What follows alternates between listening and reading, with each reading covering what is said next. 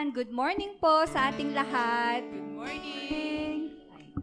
Tayo po ay tumayo at tayo po ay manalangin. O Lord our God, we gather together today to give you thanks and praise your greatness. We praise your mighty works to the whole world. We praise you for your wonderful deeds. Your power is limitless. Your wisdom is unparalleled. Your grace is overwhelming. Your love is never failing. You promise, O Lord, that you will never leave us or forsake us. And let us worship you in spirit and truth. Through Jesus Christ, our Lord. Amen. Tayo po ay magpuri sa ating Panginoon. Good morning po ulit sa bawat isa. Welcome po. Yan. So, marami tayong dapat ipagpasalamat sa Panginoon. Diba? So, pagkagising pa lang natin, we thank the Lord na humihinga palit tayo. And pagtapak nyo parang sa pintuan natin. Yan. Marami na tayong pinagpapasalamat, di ba? So, we are blessed kasi we are so healthy today. Wala tayong sakit. No, kompleto tayo. Wala tayong nararamdaman. So maraming rason para tayo ay magpasalamat at magpapuri sa Panginoon. So let us thank Him for all the things na ginawa niya sa buhay natin. So awitan natin ang Panginoon. Amen.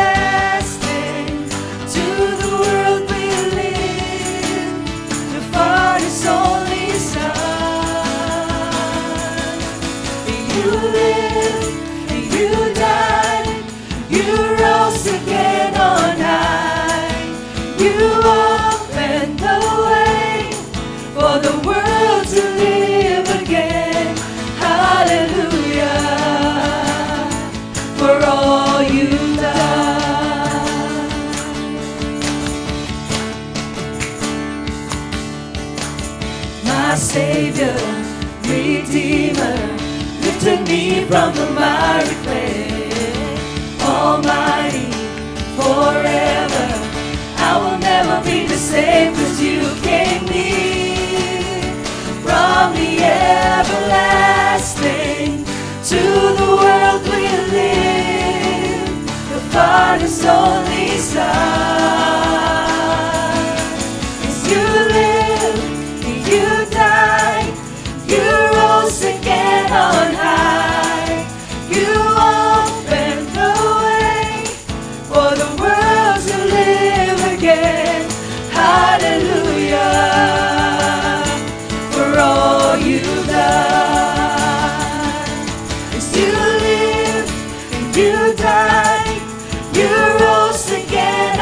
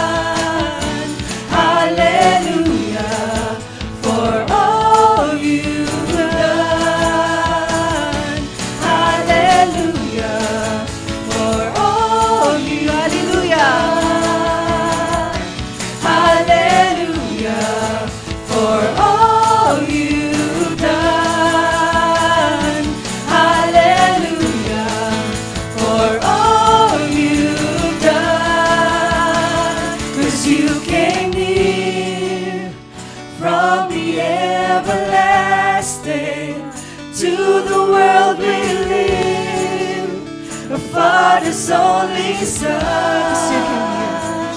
'cause you came near from the everlasting to the world we live, the Father's only Son. You live, you died, you rose again on high. You opened the way for the world to live again. Hallelujah, for all you've done. You live, you died, you rose again on high. You opened the way for the world to live again. Hallelujah, for all you've done. Hallelujah, for all you've done. Yes, hallelujah, for all you've done. Amen. Hallelujah for all you've done, Lord.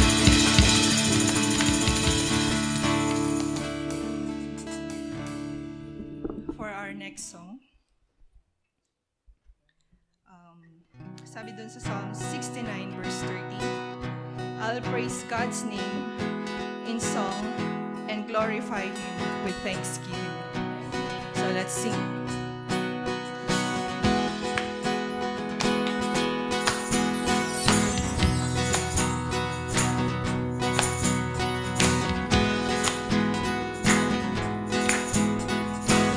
Standing here in your presence, thinking of the good things you have done, waiting here patiently just to hear your still small voice again. Holy, righteous, faithful till the end, Savior, healer, redeemer, and friend. I will worship you for who you are. I will worship you for who you are. I will worship you for who you are, Jesus.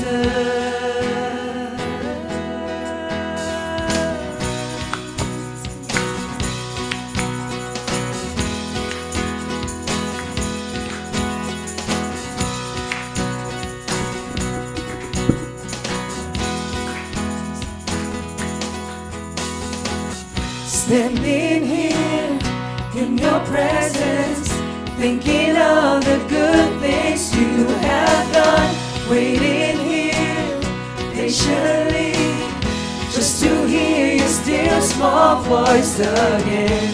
Holy, righteous, faithful till the end. Yes, Lord.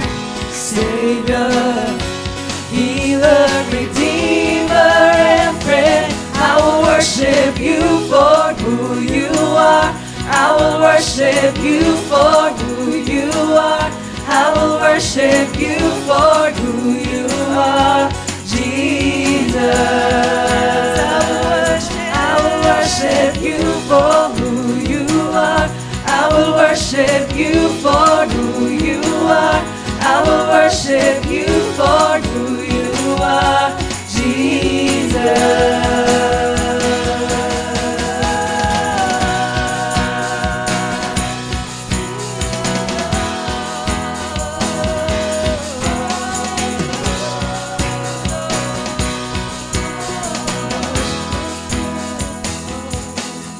My soul secure, your promise sure, your love endures always. Come on, church. Let's sing it louder. My soul secure, your promise sure, your love endures always. My soul secure, your promise sure, your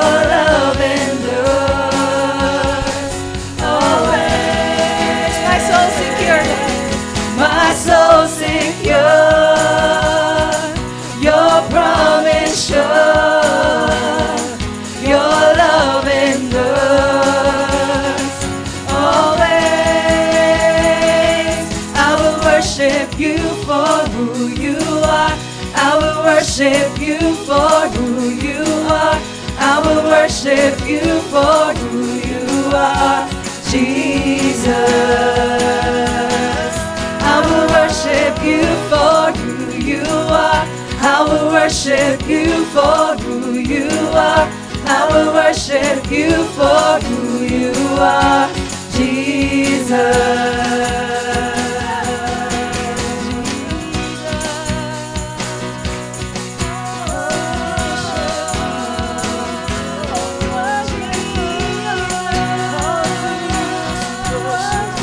Minsan pawitin natin. My soul secure. My soul secure, your promise sure, your love endures always. My soul secure, your promise sure, your love endures always. Yes, Lord.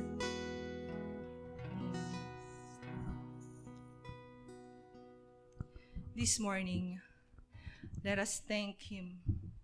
So, ilang days na lang, ilang months, magbabagong taon na. Yes. So, magpapalit na naman po ang taon.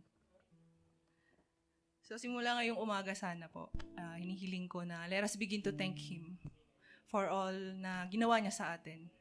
Sa maraming rason para pasalamatan natin siya. So, mga challenges man yan, mga heartbreaks, struggles, sa mga paghihirap na naranasan natin this year, pasalamatan natin ng Panginoon. Kasi kasama natin siya sa mga panahong yan. Di ba? Kasama natin siya na ma-overcome lahat ng mga struggles natin.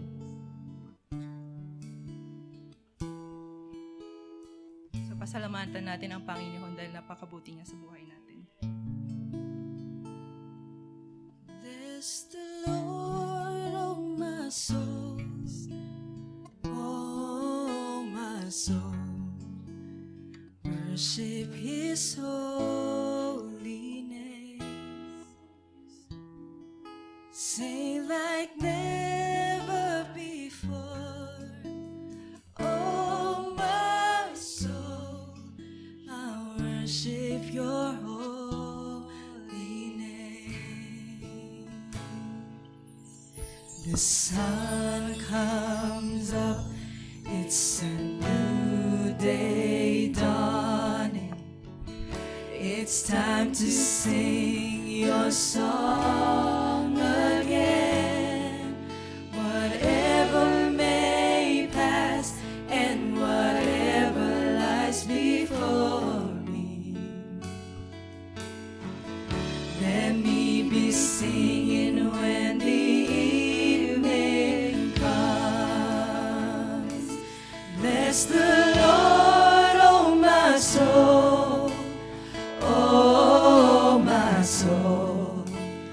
Worship His holy name. Sing like never before. Oh my soul, I worship Your holy name.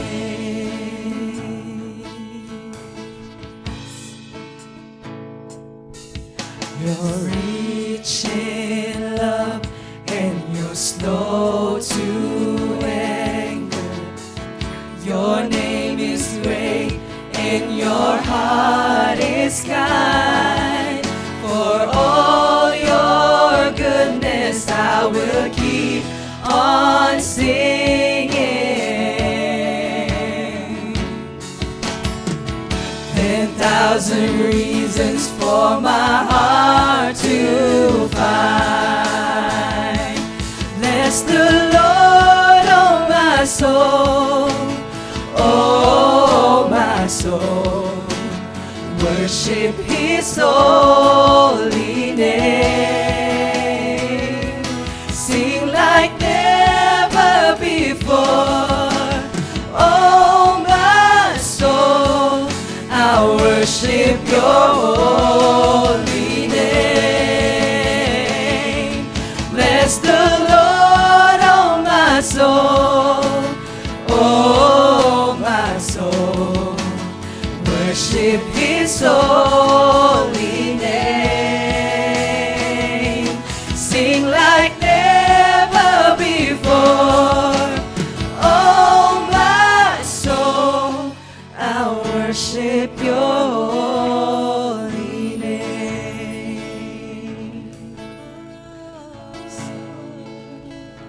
I worship your name.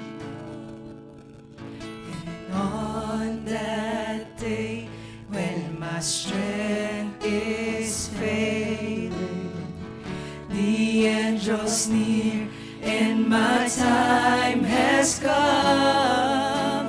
Still my soul will sing your praise unending.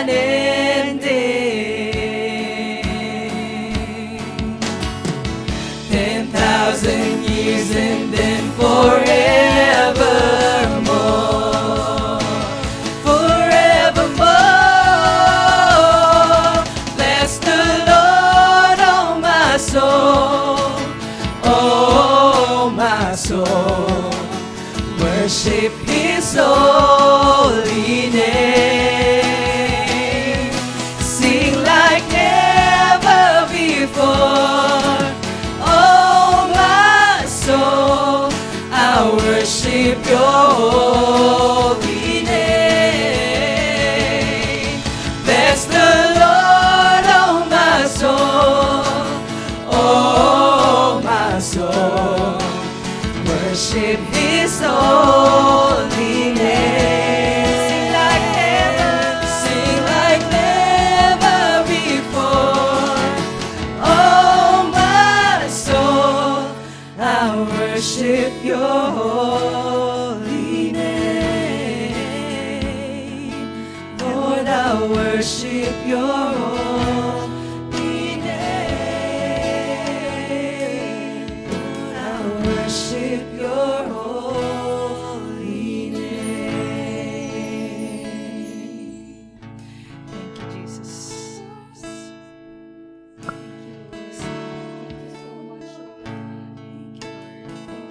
Yes,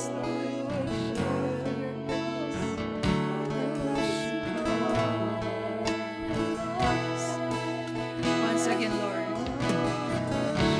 we thank you. We thank you that we are able to be here today. Thank you for gathering us to worship you, Father. We thank you for the gift of Holy Spirit, Father. Lord, please fill with us with your Spirit and we'll be able to fulfill your grace of joy, your peace, because of your presence is within us. Thank you, Lord. So this morning, Lord, may your Spirit produce fruit within our lives. We thank you for this day, Lord God. Bless your name. In Jesus' name we pray. Amen. So, minsan pa, magandang umaga po sa ating lahat. Welcome na welcome po kayo sa One Week. Thank you. Maaari na po tayong umupo. Good morning. Sabi ko, bitin ako sa worship kanina eh. Di ba? Parang kulang. Di ba? Pwede ko bang tawagin ulit? Isang set? Maybe later. Yan, later. Yan. So, good morning to everyone. Batiin mo yung katabi mo. Sabi ko, good morning. Ayan. Good ba talaga yung morning ninyo?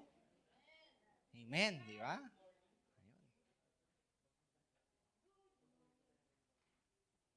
And a couple of days ago, talagang doon ko na-realize na talagang tumataas na yung presyo ng mga bilihin, di ba? Parang, recently kasi hindi mo masyadong ma-feel eh, pero grabe these days, parang grabe gasolina, parang yung 1,000 mo sa grocery, kokonte, di ba? Parang sabi ko, grabe, ang bigat ngayon eh, di ba? Grabe talaga yung taas ng mga bilihin, di ba? Dati kailangan mo pang hiwain yung sibuyas bago ka umiyak. Ngayon, bibilhin mo palang, iiyak ka na. Diba? Grabe, super, di ba? Dati nga yung pagkain pag nalaglag, di ba? Alam mo yung 1 minute? Kasi di ba, parang isipin mo yung mga germs, iiwas muna. Tapos mag-uusap-usap daw muna sila, isa muna papadala nila, di ba, bago pupulutin ulit, di ba? Yung blow lang, malinis pa yan. Ngayon daw, sa mahal ng bilihin dinagdagan ng 10 seconds, di ba? Para daw hindi sayang, di ba? Grabe. Lahat na lang ngayon tumataas yung presyo. Tingnan mo yung katabi mo. Lalo na pag hindi siya pinagpalad sa height. Sabi mo, height na lang. Height mo na lang, hindi talaga lumalaki. Ayan. So, good morning. Ayan, magandang umaga sa inyo lahat. Yun. So, welcome to One Bit Christian Ministries. Yan. It is our prayer that you not only grow deeper in knowing and understanding God's Word, but it is our prayer that you find a home where you can grow, a home where you can belong to. Ayan. So, today we get to continue our series for the whole month of November, entitled Give Thanks. Sabi sa katabi mo, give thanks. Diba? Are there many things that you've been thankful for? Week 1 pa lang, diba? Did you get to reflect? Na, Lord, thank you for family. Thank you for relationships, diba? Thank you for the food that I have every day in the table. Diba? Yung mga ganun, mga simpleng bagay that sometimes we take for granted. But may this whole month and the months to come, build in us that gratitude of attitude in our hearts. That heart of thanksgiving that constantly overflows. Diba, that mindset na kahit anong mangyari sa buhay, you are blessed. Not because of the things that you have, but because you can always rejoice because you have the Lord in your life. Amen? So let's close in a word of prayer and just enjoy God this moment. Diba? Sana ganun kasimple. Diba? Kumbaga, so today we get to see another passage of Scripture. But before that, today's message is entitled, Thankful. Di ba? Parang medyo may konting twist, medyo jejemon, pero hopefully you get to remember the title, di ba? Thankful. Yeah. There was this story about a dog.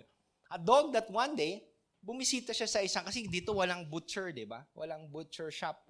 Butcher shop ba tawag doon? O tama, butcher shop dito. Kasi basta palengke, di ba, Timona, doon mo bibilin yung karne mo. But in the States, may ang butcher shop. And every day, there's this butcher na may biglang lumapit na pumasok sa kanyang shop na isang malaking aso, di ba? Yung malaking aso, talagang nakatingin sa kanya. Di sabi ng butcher, what is it? Ano bang gusto mo? Ano bang gusto mo, boy? Di ba? Gusto mo bang bumili ng karne? Tumahol yung aso. Woof!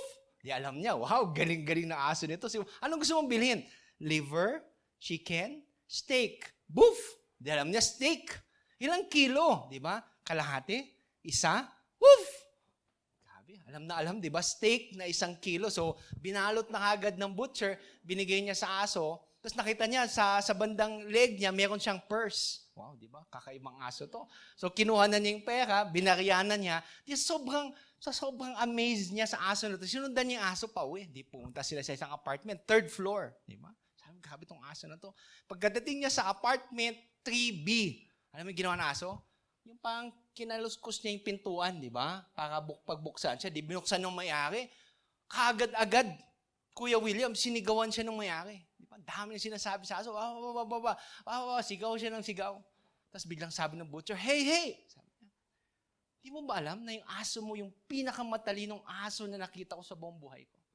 Tapos sabi ng owner ng aso, matalino yan? Hindi matalino yan. Alam mo bang 3 beses na niya nakalimutan yung susi? Ayan, ulitin ko ulit. Pero ngayon may feelings. Baka sa susunod, tatawa na lang kayo. Di ba? Tatawa naman kayo sa next. Di ba? Sometimes, there are a lot of things that we take for granted. Di ba? Minsan di natin na-realize yung mga bagay-bagay na dapat natin pasalamatan sa buhay. And today, as we look deeper into God's Word, reflecting on Luke chapter 17, verses 11 to 19, yan, we get to learn about these 10 lepers and how they interacted with Jesus. And get to see how their experience before can be also applicable in our experiences every day when it comes to God. So today, may invite you to open your Bibles to Luke chapter 17, verses 11 to 19. And can I invite everybody who can stand up and read to please join me as we give honor to the reading of God's Word this beautiful morning. So this morning, I'll be reading out of the NASB version. Yan. So join me as we read. While he was on the way to Jerusalem, he was passing between Samaria and Galilee. As he entered the village, 10 leprous men who stood at a distance met him, and they raised with their voices, saying, Jesus, Master, have mercy on us. When he saw them, he said to them, go and show yourselves to the priests. And they were cleansed.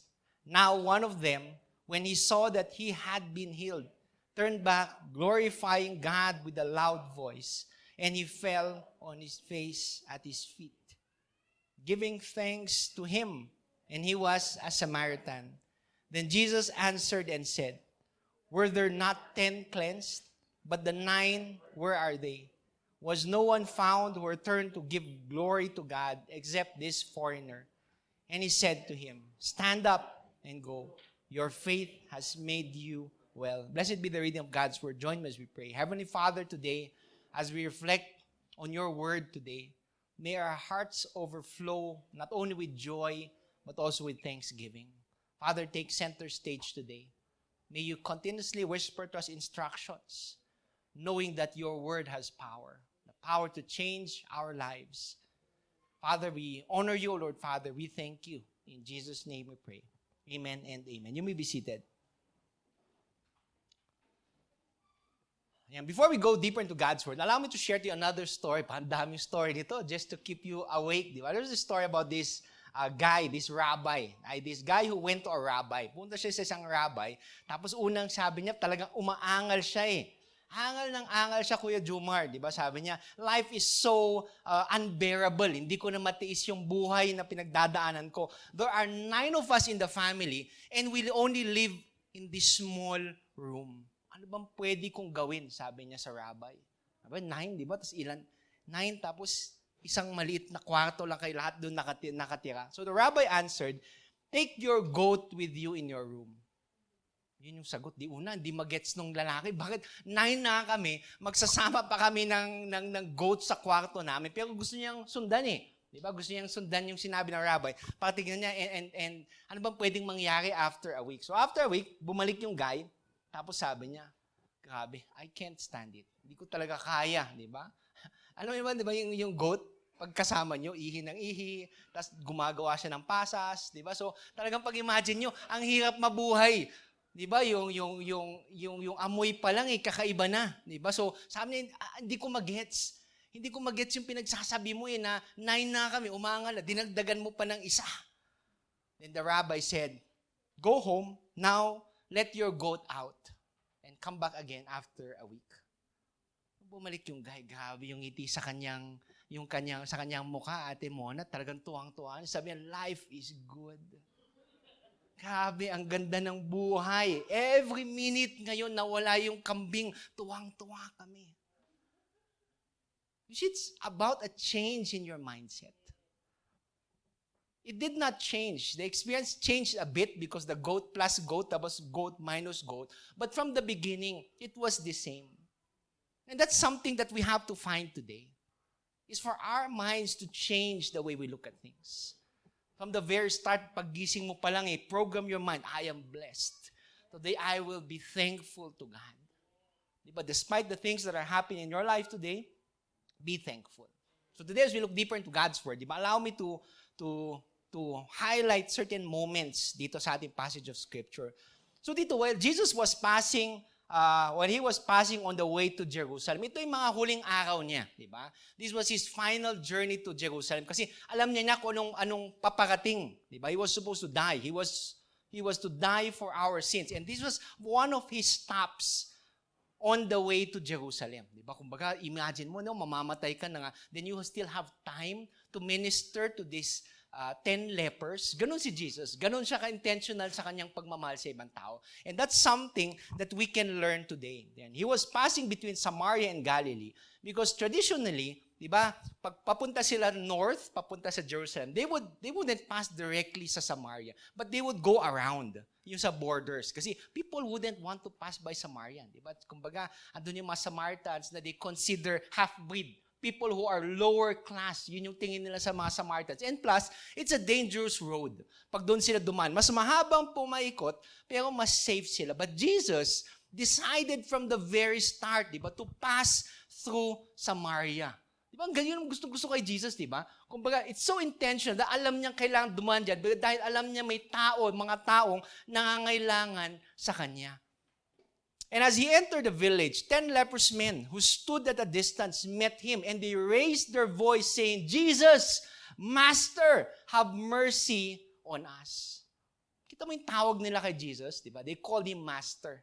But not to the extent of acknowledging him as Lord and Savior, but acknowledging his power that he can do miracles. Siguro malayo, nasa kabilang baryo pa lang si Jesus naririnig nila yung kaya niyang gawin.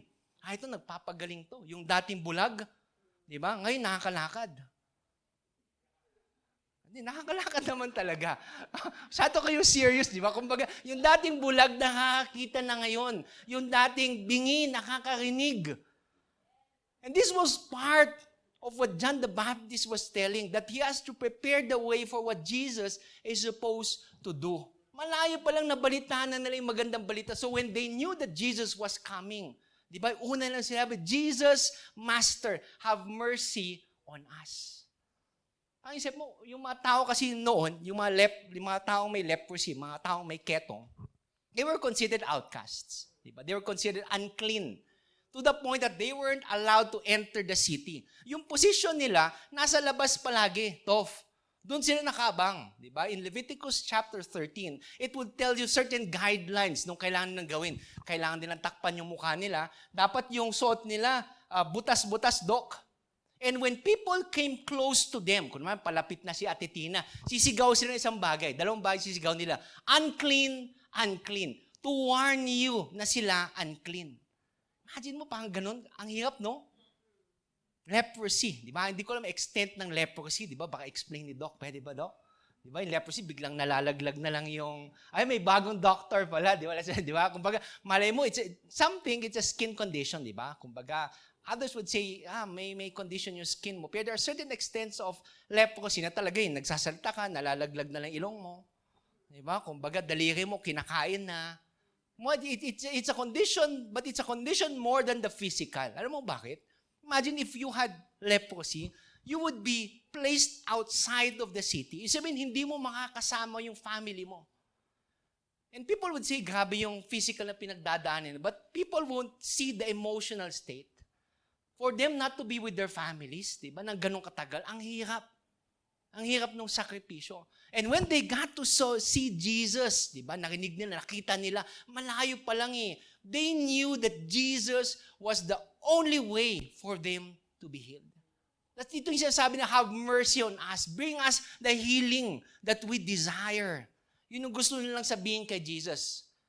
Ito na, papunta na tayo sa exciting part. Diba? Ito lahat tayo, gusto na yung mga exciting part lang. Ito, sabi dito, when Jesus saw them, nakita pa lang ni Jesus sila.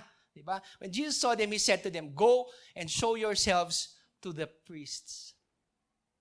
Part of the Mosaic law, I think it's on Leviticus 14, katuloy nun, for a leprous man or woman to be declared clean, kailangan nilang ipakita yung sarili nila sa isang pare para bigyan sila ng health certificate. Natatatakan nila ito, wala na talaga siyang ketong, fit. Hindi lang siya fit for work, fit to be brought back to the community. Diba?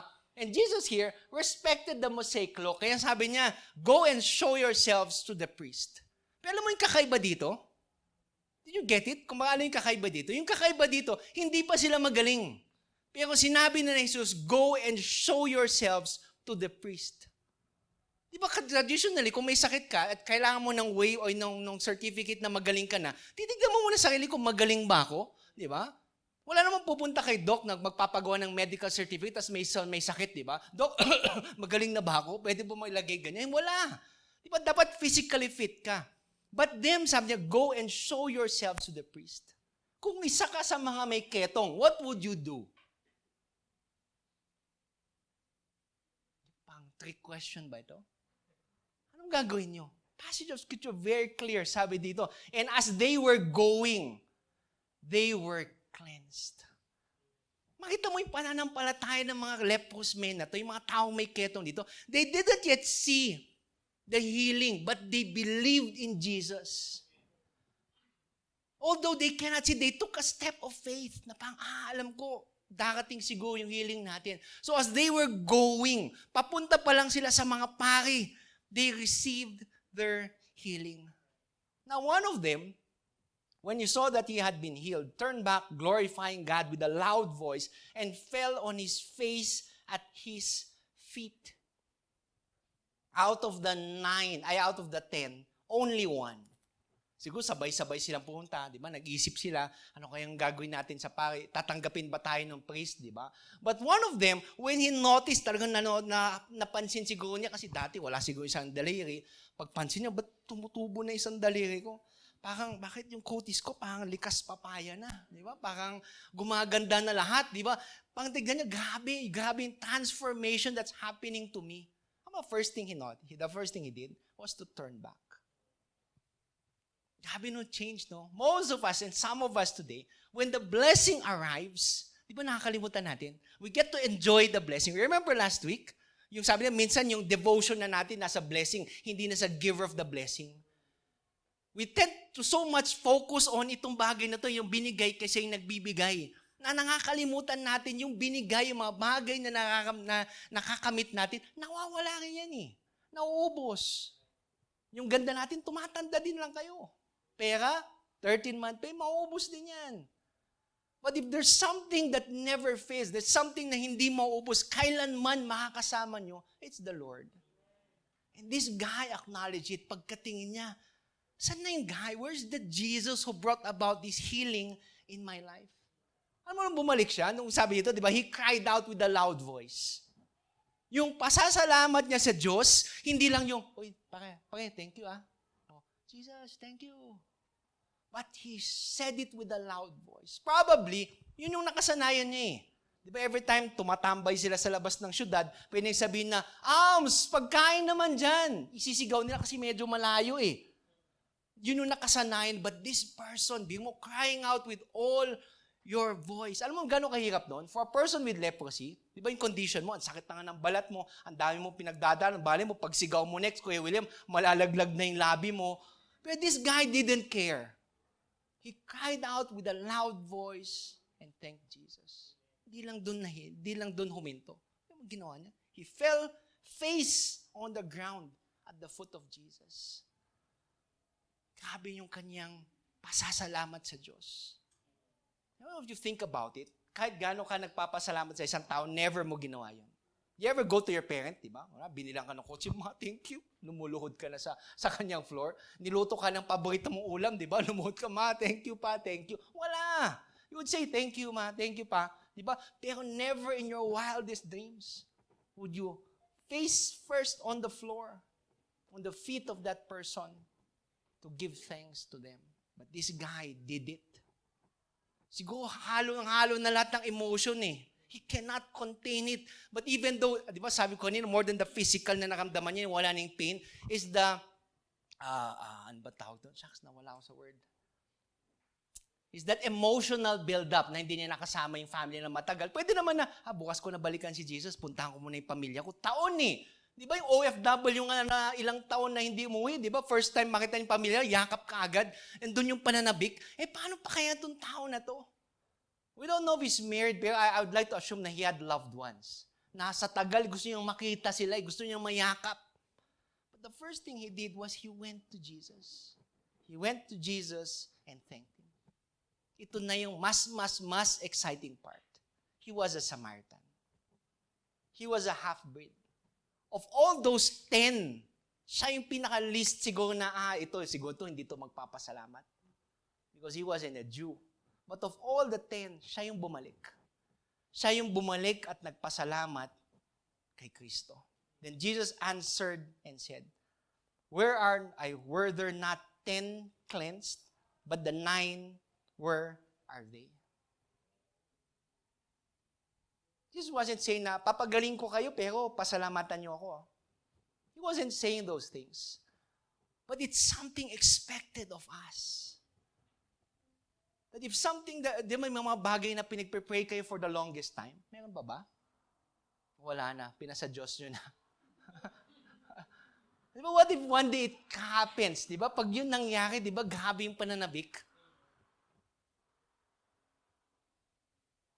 And up to now, you might be praying for something, di ba, na hindi pa binibigay ni Lord, o alam nyo ibibigay ni Lord, di ba? Pero what if that day comes when you get to see your prayers answered? won't you be thankful to God? Sabi ni Lord, out of the 10, bakit isa lang? Bakit ikaw lang yung bumalik? Paano na yung iba? Diba, there are different stories na later pag-aralan natin kung ano bang sinabi nung iba. Di ba? Ano sinabi nung 9? Baka yung iba sabi nung, tignan ko hanggang umabot ako sa pare kung talagang gumaling ako. Balay mo, kumupas, di ba? Diba? Kala niya, okay pa. Tapos pag malapit na sa mga pare, biglang babalik. So, tignan ko and there are different stories. But later, we'll see where we fit. Diba? Saan ba tayo sa 9 na yon? Or are we the one? So Jesus said, was no one found who returned to give glory to God except this foreigner. And he said to him, stand up and go. Your faith has made you well. I like to believe na yung 10 sa 10 sa kanila, lahat sila gumaling. But this guy who returned had something more. Alam mo yung more na yun? Come back next week. Let's pray. Alam mo yung more na yun? The 9, the 10, yes. They were healed, all healed physically. But this guy who returned to Jesus was also healed spiritually.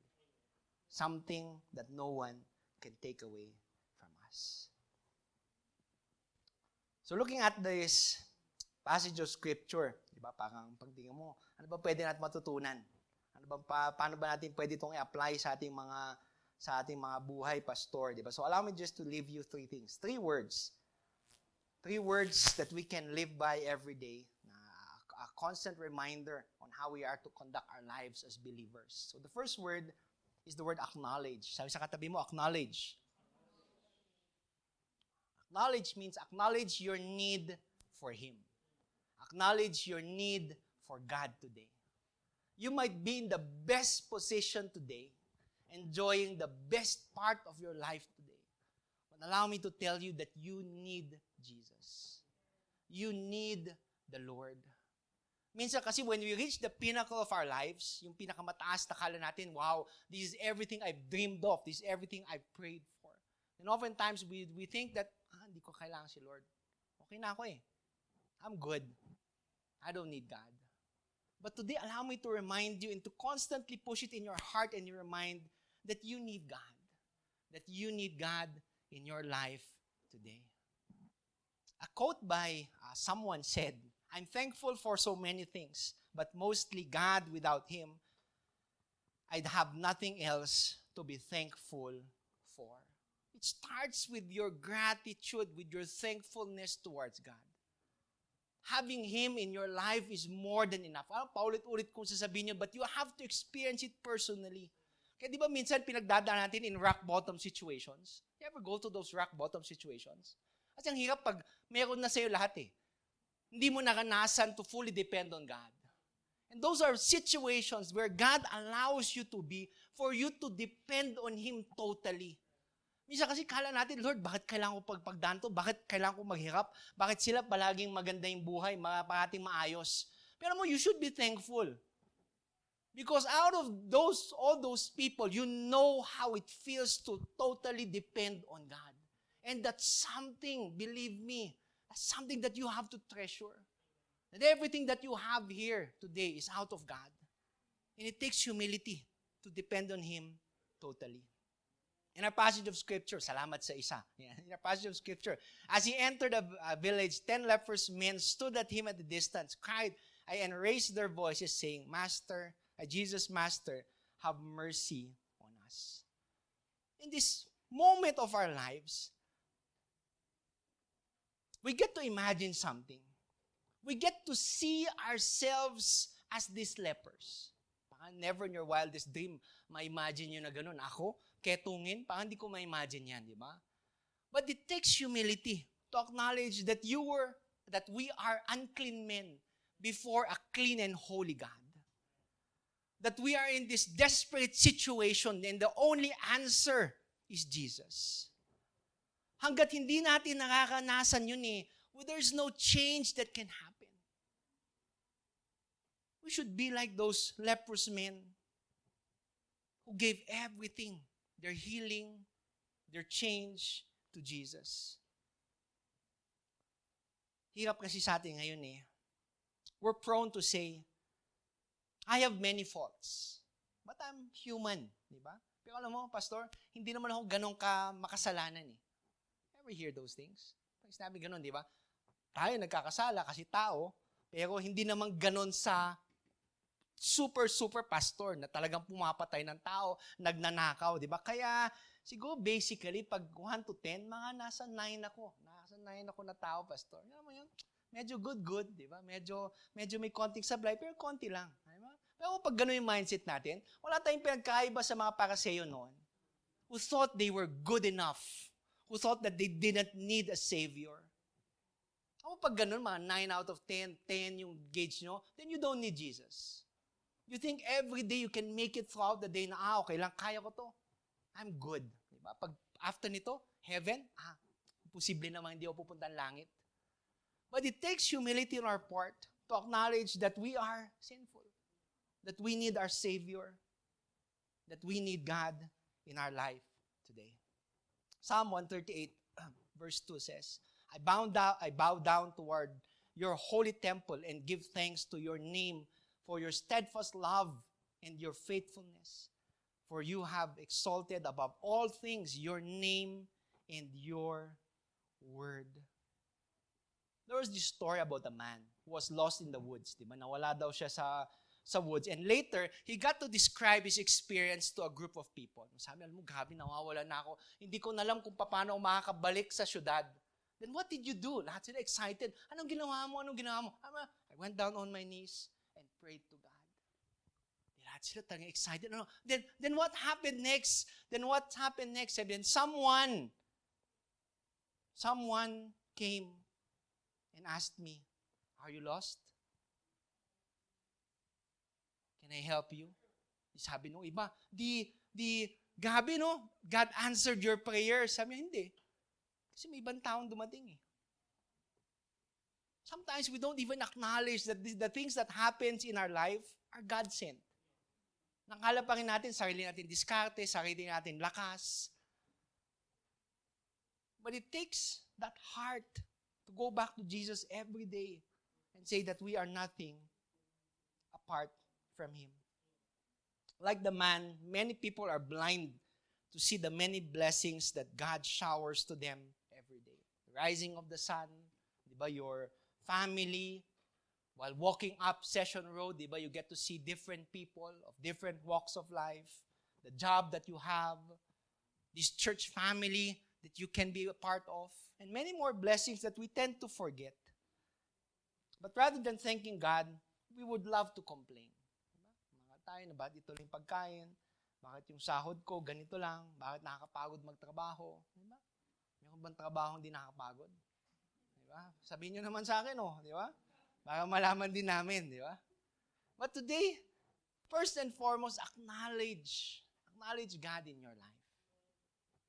Knowledge can be better seen by admit who you are before God.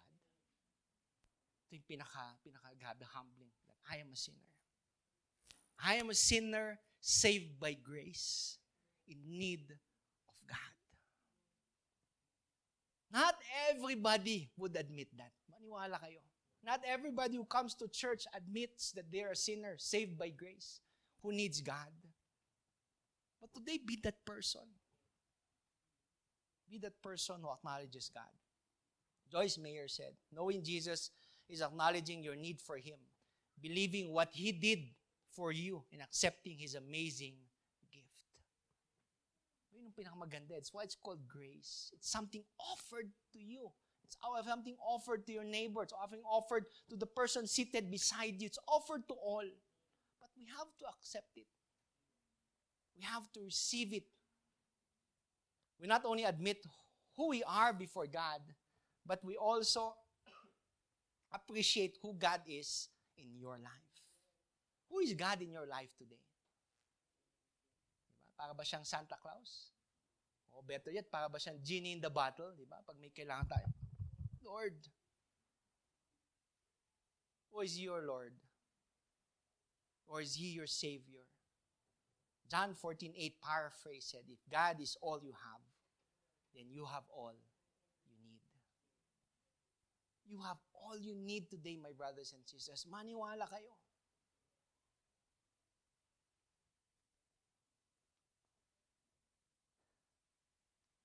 you take approximately 23,000 breaths every day. Grabe no, 23,000? Yung iba, binibilisan nila para 23,001.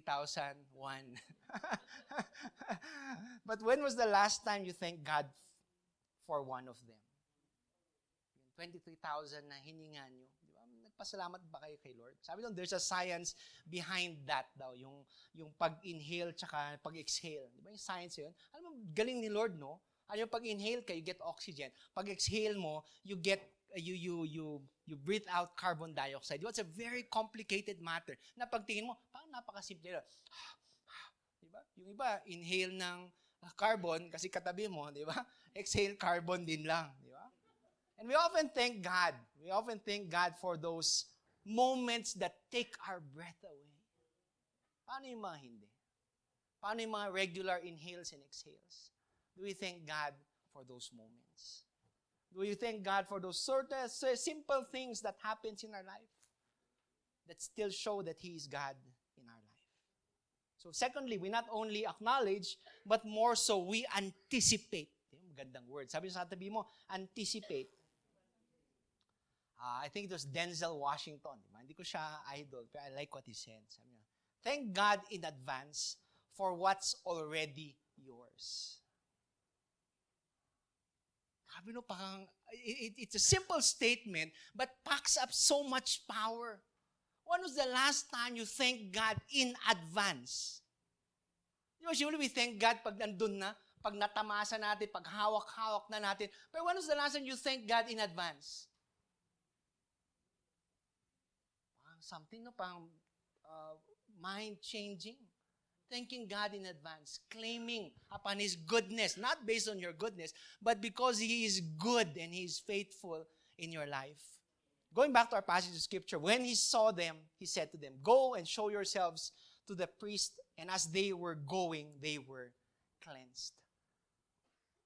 Hindi naman sila gagawa ng unang hakbang kung di sila naniwala eh.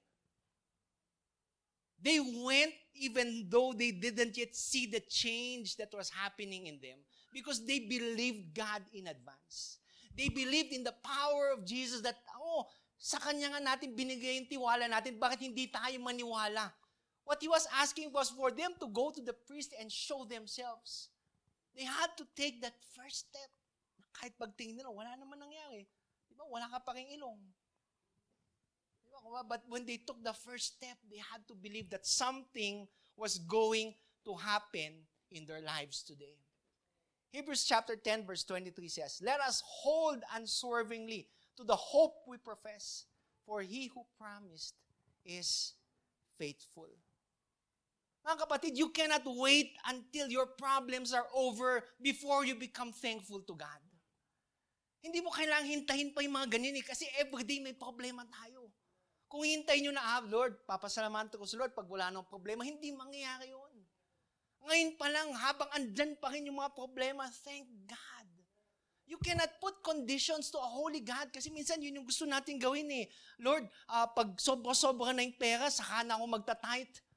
Lord, pag nakaluwag-luwag na ako sa trabaho, saka na ako magsisilbi. Most of us today want to give those certain situations to God. Gusto natin may condition. Lord, ayusin mo lang yung pamilya ko. Maglilingkod kaming lahat. Itong issue na nakaramdaman natin, Lord, gawin mo lang to please. It's as though we demand God something. But first and foremost, He demands our faith before anything else. God might be telling you today, love me, serve me, despite your condition. You're sick today? Love God despite the disease. Obey me despite your lack of talent. Gusto ko mag-ministry kaso hindi ko alam anong kaya kong gawin eh. Ano yung una doon? Hindi talento eh. Yung unang kailangan doon, availability, yung gusto mong maglingkod. Hindi naman importante kung saan ka eh. Importante yung heart that you want to help. God might be telling you, follow me, despite feeling depressed. Mga kapatid, say no to the temptation. Praise God in those darkest moments that you experience in life. and in those worst circumstances, those are the times where you need to thank God even more. Not because you're going through those situations, but basically you're going through those situations not alone. That you have God in your life today. This is the very nature of God. He loves you so much. And He'll give you every opportunity to be thankful when nothing in your life is worth being thankful for. So today, mga kapatid, anticipate. Thank God in advance. Diba? There is power. Una-una, how do we anticipate? We expect God to turn your burden into blessings. Diba? Most of us today goes to a lot na hindi natin alam kung bakit natin kailangan pagdaanan yung mga bagay na yon 100%. Diba? Si Ron kanina, he was sharing about his car, diba? But kailangan pa nilang dami ng ginawa Talagang sinira-sira nila yung kotse niya. Bakit kaya? Ako pag tinanong mo, hindi ko din alam. Diba? Hindi naman ako Diyos, diba? But fast forward. Pag fast forward natin yung panahon, there are some things that you've been going through na pagtingnan nyo on your standpoint today, sabi mo, tatawanan nyo na lang kaya ako pala kailangan pagdaanan yan for me to be stronger. For me to fully depend on God. For me to point other people to Jesus. Those are the times when your burdens becomes blessings. Na God's no is not always grabe, si Lord no nang no sa akin But most of the time, His no is actually a protection sa inyo. Kasi pag binigay ni Lord, lahat ng pinag-pray mo, imagine mo, wala nang mag-church. Oo. Diba? Maganda pag lumilindol, pag bumabagyo, Pastor, may service ba? Signal number 3, Pastor, ready kami mag-service. Pero pag umaaraw wala. Maglalaba, sabi ni nanay, bato-bato sa langit. Kayo yun, di ba? Turn your worry into worship and watch God turn your battles into blessings. Maganda di ba? At times when the whole world is falling down on you, get down on your knees and thank God and worship Him. Di ba? Wala nang mangyayari pag nag-worry kayo di ba? Nagkautang kayo noon, di mo alam pambayad mo, mag-worry ka, sa tingin mo, nabayaran yung utang mo. Hindi, di ba? Hindi naman nabayaran. Mapupuyat ka pa nga sa kakaisip di ba? And not only expect God to turn your burdens into blessing, but also ease up and trust God. Ease up and trust in God. Joshua 21:14 says, not one of all the Lord's good promises to Israel failed. Every one was fulfilled. Every single one of them was fulfilled. Imagine mo, magsabi ka sana ng pangako ng Diyos na hindi niya tinupad. Meron ba? Wala, kasi hindi niya naman alam Anong pangako ng Lord, di ba? Step 1 pa lang. But when you get to know all those promises of God, you would all say, then it's yes and amen. Yes and amen. Isa kasi mas gusto natin mag-nag. Do you ever try to nag God? Yung may kayong prayer request and every day yun yung pinag-pray. Lord, ito yung pinag-pray ko. Ito yung solution doon. Sabi, better than nagging God, won't you not thank Him in advance?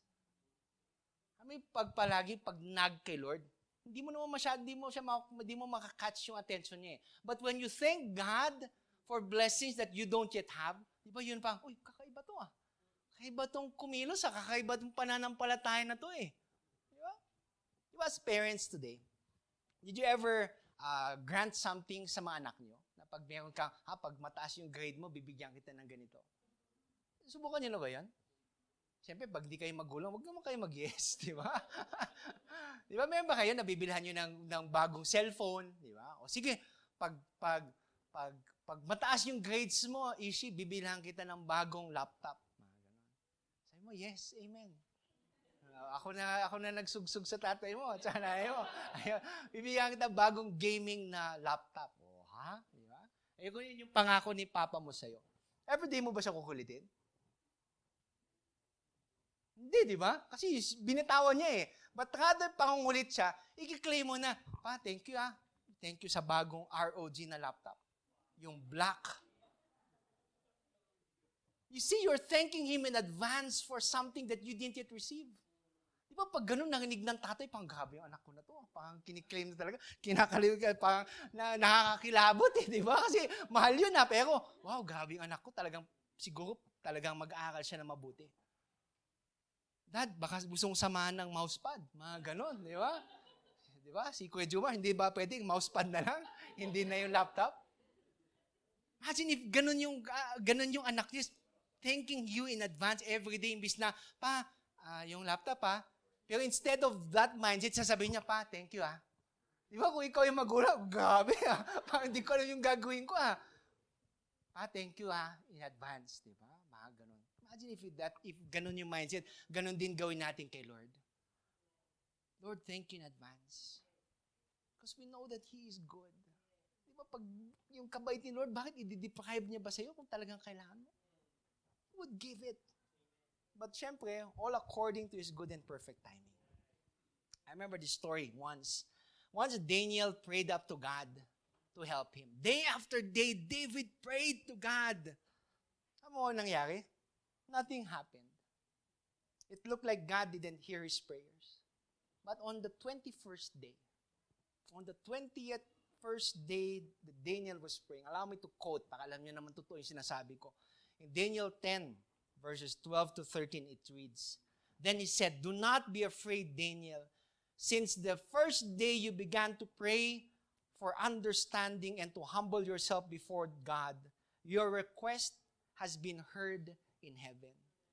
I have come in answer to your prayer, but for 21 days, the spirit prince of the kingdom of Persia blocked my way. Day 1 pa lang. When you get to pray to God, He has already heard your prayer. Hindi mo pa nga sinasambit lumuluha pa lang mata mo, alam na ni Lord. So just imagine the God that we serve. Won't we be thankful to Him? Thankful that He has already prepared in advance the breakthrough that you're about to receive, the healing that you're about to receive, the restoration, promotion, vindication, the dreams that you have prayed to Him. Thank God in advance. Lastly, not only acknowledge, not only anticipate, but lastly, most importantly, act. Sabi sa katabi mo, act. Henry Amiel said, thankfulness is the beginning of gratitude. Gratitude is the completion of thankfulness. Thankfulness may consist merely of words. Gratitude is shown in our acts. Kahit everyday, sabi mo, Lord, Pastor, nagpapasalamat ako. Dapat nakikita yun sa gawa. Nakikita yun in the daily things that we do, in the manner how we speak, in the manner how we conduct life. Dapat nakikita kung gaano tayo nagpapasalamat sa Lord. There was this story about a father, a very wealthy father, who took his son to the trip to the country, di ba? Yung purpose niya, pakita sa anak niya na ito yung mga mahirap, tayo yung mayaman. Wow, di ba? Sana all. So they spent a couple of days and nights on the farm that would be considered very poor, di ba? Pina-experience niya sa anak niya kung ano bang ibig sabihin ng poor, di ba? So after that, they went back to their mansion and the father asked his son, how was the trip? Sabi ng anak, Dad, it was great. So sabi ng tatay, tell me what you learned from the trip. The son answered, I saw that we have one dog and they had 4. We have a pool that reaches to the middle of our garden and they have a creek that has no end. We have imported lanterns in our garden and they have stars at the night. Our patio reaches to the front yard and they have the whole horizon. We have a small piece of land to live on and they have fields that go beyond our sight. We have servants who serve us, but they serve others. We buy our food, but they grow theirs. We have walls around our property to protect us. They have friends to protect them. The boy's father was speechless. Then his son added, thanks, Dad, for showing me how poor we are. You can be thankful all your life. You can tell me that you are thankful. But this is the kind of thankfulness that should be seen in the lives that we live. Dapat nakikita talaga nagpapasalamat tayo. And is shown through worship. Going back to our passage of Scripture, di ba? One of them came back to Jesus and praised God. He was thankful. And his thankfulness, he was public about it. Ibig sabihin, gusto niya makita ng ibang tao kung gaano siya nagpapasalamat sa Panginoon. He was loud. He wasn't shy. Hindi siya bumalik, kinalabit lang si Jesus. Thank you, But rather, he shouted. Not only shouted, but he laid face first on the ground. He didn't want to be quiet when it comes to thanking God. 1 Thessalonians 5:18 says, "Give thanks in all circumstances, for this is the will of God in Christ Jesus for you, your name and your word." I can tell you every day, I can tell you today na to be thankful to God, to act upon it. And you say, "Oh, Pastor, we will act upon it. We will show our thankfulness." Alam mo what this point wants to ring in your heads today? You can say it all you want. Pero alam mo, you know what a busy week looks like, a busy day looks like, a busy month looks like, na hindi natin namamalayan a month would pass by that we weren't thankful to God. Kala nyo, ang bilis isang araw, like today, you come here excited to worship. Hindi mo namamalayan, the next moment, you're there in your bed, gabi na pala, and you forgot to thank God. Baka sabi nyo, bukas, don't worry, tomorrow, I'll thank God. Tomorrow, hindi mo alam Di ba, pagdating mo sa opisina ko, you do all the paperwork, then you come home, your children said, "Ma, patulong naman sa assignment." The following day, it happens again. Hindi mo namamalayan, the week is over, and you forget again to thank God. We are on the second week of November. Second week, ang bilis. I remember it was July lang. Sabi ko, malayo pa, half pa lang ng year. Tapos ngayon, it's already November. We're approaching the end of the year. Kaya pag sinabi mo, bukas na lang magpasalamat o later na lang or saka ko na ipakita yung pasasalamat ko sa Lord, you wouldn't notice tapos na yung November, tapos na yung December, and you didn't have the opportunity to thank God. Today, don't miss the opportunity to worship God this week. Don't miss the opportunity to thank God today. Huwag mo na ipagbukas yung kaya mo namang gawin today. Tonight, when you get home, pray to God and thank Him. Maganda na if you have kids and they see it in you on how you worship God and thank Him, it would be something that they would remember and do themselves when they grow up. Yung magandang value. Every day, gather your family, let's be thankful to God. Hindi naman siguro mahirap yun Di ba? Hindi mo kailangan yung mga eloquent words o kaya passage of scriptures to memorize. It can be a heartfelt prayer to God, thanking Him for the many things that He has done in your life today. Maniwala kayo, time will go by so quickly. Mga mamaya, isipin nyo na lang yung bibilhin yung gifts for Christmas without actually thanking God. So today, don't miss it. Take those pauses in life.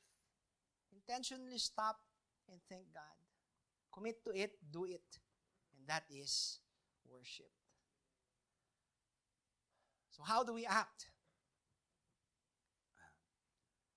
We can act by publicly expressing our gratitude. As we express our gratitude, we must never forget that the highest appreciation is not the utter of words, but to live by them. Kahit paulit-ulit niyong sabihin, "Thank you, Lord." It's good. Pero dapat nakikita sa buhay niyo. Thank you, Lord, pero umaangal ka naman. Thank you, Lord, di ka naman satisfied sa buhay. Thank you, Lord, hindi naman siya yung pinakakailangan mo sa buhay. And you have to think it over in your life today. So today, publicly express your gratitude. Huwag ka mahiya, di ba? Huwag ka mahiya. When achievements come in your life, when promotion comes, to God be the glory. People get to see that it's not because you have talent, it's not because you're hardworking, it's not because of those things that you do, but it's because of God in your life. Maganda. When you can publicly express your gratitude towards God. Lastly, we act by preciously showing your thanksgiving. 2 Samuel 24:24 says, "I will not offer burnt offerings to the Lord, my God, that cost me nothing." Our thankfulness to God is shown by the way we act. Not only through our giving, but also through our service. Kung binibigay palagi natin kay Lord yung tira-tira, it shows so much na, ganun pala yung pasasalamat natin kay Lord. But if we set aside the things that we value so much, but it shows how God is so important in our life and how thankful we are. Basically, everybody has 24 hours. Diba? Lahat tayo may 24 hours. Diba? Believe na ako kung si Christoph may 25. Diba? Lahat tayo 24 hours. We're all created equally. Diba? Pero usually, diba, when we get to pray to God and thank Him, we give Him the excess time. Buti may nag-amen pa. Diba? Diba, we give them the excess time. Diba, yung pagpagod ka na, pag wala na, papahinga na ako, asa ako mag-pray. Diba? Why not commit to give God the prime time? First thing in the morning. O kaya alam mo, sinasadya mo, tomorrow at 12 o'clock, I will worship God. I will thank Him. Bibigay ko yung mga importanteng oras, hindi yung mga tira-tira. That's something. Those are simple things on how we can act to show our thankfulness to God. So to end,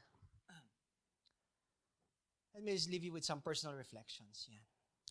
William Arthur Ward said, gratitude can transform common days into thanksgiving, turn routine jobs into joy, and change ordinary opportunities into blessings. It starts with how you think. It starts with how you see the things that happens in your life today. Kanina sabi ko, di ba, out of those, ano bang inisip ng mga 9? Di ba, do you ever wonder, ano bang pwedeng isipin ng 9 kung ba't di sila nagpasalamat? Kung ba't di sila bumalik kay Kristo at nagpasalamat? Di ba? Siguro one waited to see kung talagang gumaling siya, di ba? Talagang habang naglalakad, tinitignan niya. Kung nga, no, talagang gumagaling. Pero hintayin ko, pagdating ko sa pare, di ba? One waited to see if it was real. Kung totoo, di ba, hinahawakan niya siguro, talagang bumalik yung daliri niya. O kaya baka magic lang yung nangyari. Di ba? Talagang tinignan niya. One said siguro, papasalamatan ko si Jesus, pero mamaya na. Puntahan ko muna yung pamilya ko. Diba? Siguro inisip na isa. And the following day, pagbalik niya, siyempre wala na si Jesus. One decided siguro na, naisahan ko kayo, no? From the very start. Wala naman talaga akong ketong eh. Imagine mo, nakitambay lang siya na ilang taon doon. One said siguro, nung papunta lang siya sa pare, tama. Kasi, kung di nyo napansin, talagang pagaling naman na ako eh. Kaya hindi niya pinasalamatan si Jesus. One gave glory to the priests. Pagdating niya doon, binigay na yung kanyang waiver or declaration na healed siya. Thank you Thank you, Father. Thank you, mga priest, grabe. One said, Jesus didn't really do anything. One said, anybody could have done it. One said, I am already much improved. But that one, went back to Jesus and thanked Him for everything. Psalm 104-5, our passage of Scripture next Sunday, says, enter His gates with thanksgiving and His courts with praise. Give thanks to Him and praise His name, for the Lord is good and His love endures forever. His faithfulness continues through all generations. My brothers and sisters, be the one. Be one of the 10 who thanks God often as possible. If you have to choose, be that one. Be that one who went back to God and thanked Him. You don't have to be like what the world tells you to be. But be that one who thanked God for everything that is happening in his life today. One of 10. Be that one. Today, as we look upon our passage of Scripture and reflect on the many things that we have heard today, we get to focus today on the last part. Yung part ng act. So sa katabi mo, act. And today as we prepare our tithes, our offering, or what we have set aside for God's work, before we give to Him what truly belongs to Him, let's watch this video.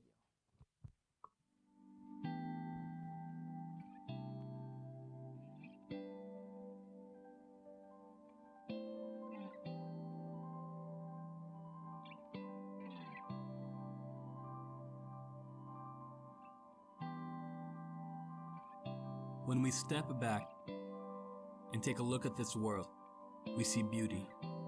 We see tall mountains that reach the highest altitudes. We see great bodies of water that cover most of Earth's unsearched surface. We see deep valleys that divide one mountain from another. We see man-made inventions that are results of hard work and creativity. Above all, we see people, the most beautiful of all creation, people. Yet with all this beauty in the world, we still see great sadness, vast hatred, constant war, abundant evil, unexplainable pain, poverty, division, terrorism, and oppression. What is there to be thankful for? We can be thankful for our health, family, friendships, freedom, home, education, clean water, food, and employment. But what about those that don't have these things? What can they be thankful for? And what if all these things we have today were taken away from us? What then would we be thankful for? Is our thankfulness based on what we have here on earth? Or is it based on something much greater than ourselves? Something eternal. Something that you don't lose when you die, but you gain. Something that cannot be taken from you because it goes on forever.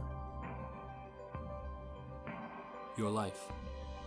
That God crafted out of the love and goodness of His heart and wrapped it in a perfect and eternal purpose that can't be compared to the pain experienced in our earthly bodies nor matched to the beauty we see in this world. We can be thankful for the breath of life that makes us the living beings we are.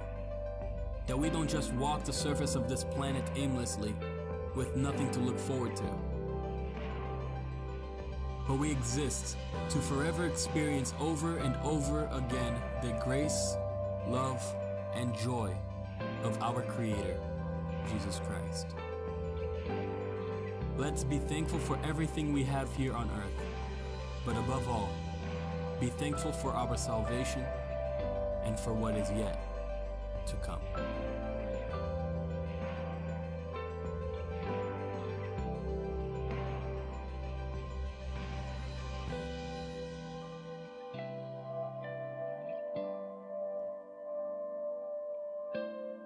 Amen and amen. So just pause for a moment and just ready what we have committed to God today. And allow this moment to be our worship. Allow this moment to be our opportunity to thank God. Let us pray. Heavenly Father, we thank you for this morning. Indeed, O Lord, we have thousands and thousands of reasons to be thankful for. But today, O Lord, allow our gesture, our act today, be an expression not only for our love, but also for our thankfulness to you. Father, this goes to the many more lives that are about to be saved to this ministry.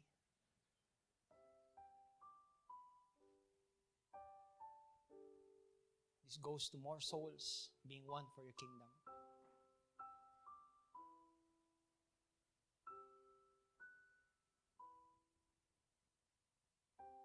This goes to us making disciples of all nations. Father, today as we offer to you not only our resources, but also our talents and our time, be glorified, O Lord Father.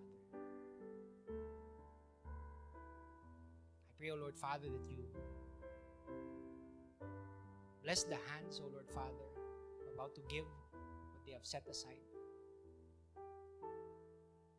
May you grant them their heart's desire, all according to your good and perfect will. And may our hearts continuously overflow with gratitude for the many things that you have done in our lives. Father, be glorified. Accept our simple gifts. Jesus' name we pray. Amen and amen. Let us give to the Lord.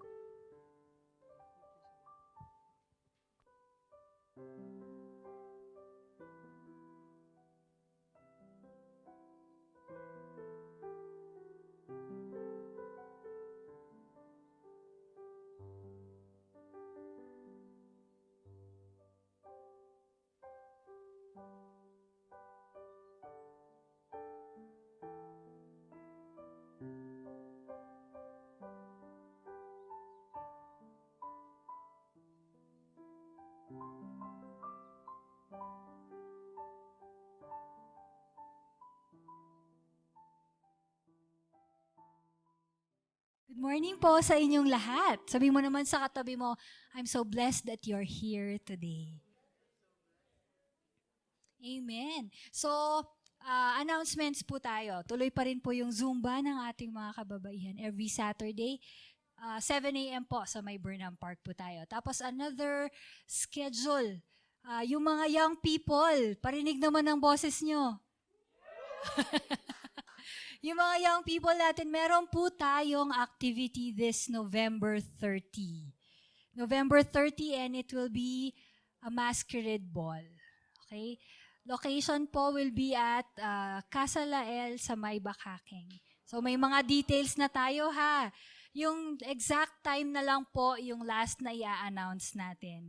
So kabang-abang po yun, November 30, wala pong pasok nun. So wala po kayong dahilan para hindi pumunta. Okay?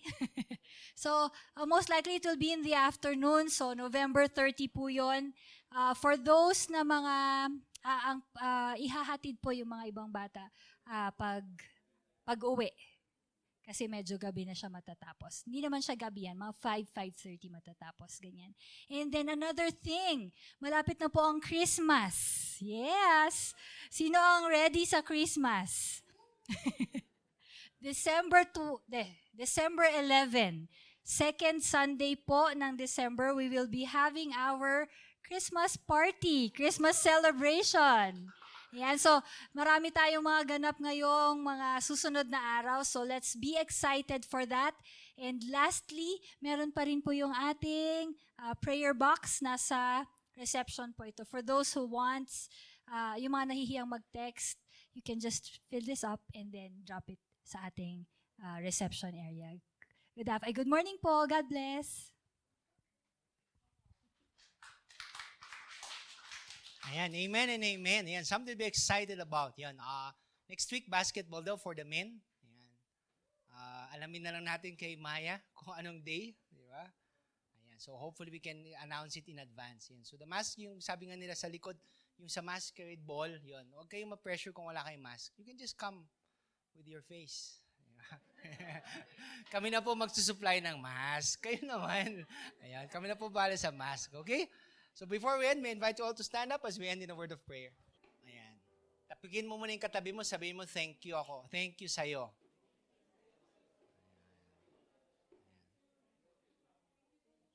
Ayan. So before we end, yan, kanang kamay sa ating mga puso today as we end in a word of prayer. Before that, let's all declare, I am blessed. I am favored. I am loved. I am a child of God. So raise your hands to the heavens and just end in a word of prayer. That before we end, I want you to take a couple of seconds today and just thank God personally for the many things that He has done in your life today.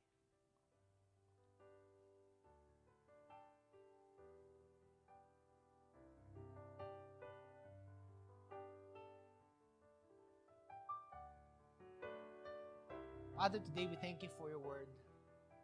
Truly, we are speechless with the many things that You have done. Many more things that You have prepared for us in advance. Salamat, Panginoon. I pray that the love of God, the abounding grace of His Son Jesus, and the constant fellowship of the Holy Spirit be with you all. Go in peace to love and serve the Lord, and all of God's children would say, Amen and Amen. God bless, keep safe. See you next week.